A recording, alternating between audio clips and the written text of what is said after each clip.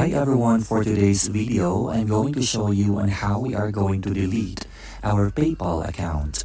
Let's get started. Firstly, we need to log into our PayPal account.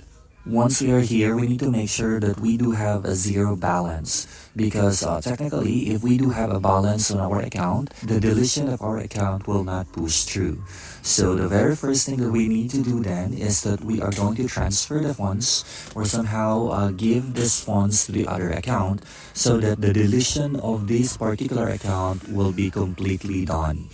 So once everything is set, just for the sake of this tutorial, so if in case that we have a zero account here, what we need to do then is to click our profile icon, and right after that, we're going to scroll down. And if you notice, we have here, close your account. We're going to click this. So basically, as what I've mentioned earlier, we cannot close the account because there is still a money on it. So if in case that it doesn't have any money at all, the one that is reflected on the screen is close account. And all we need to do then is to click that for confirmation. So basically, that's how we are going to close our account on PayPal. I hope this video was helpful. Until the next one.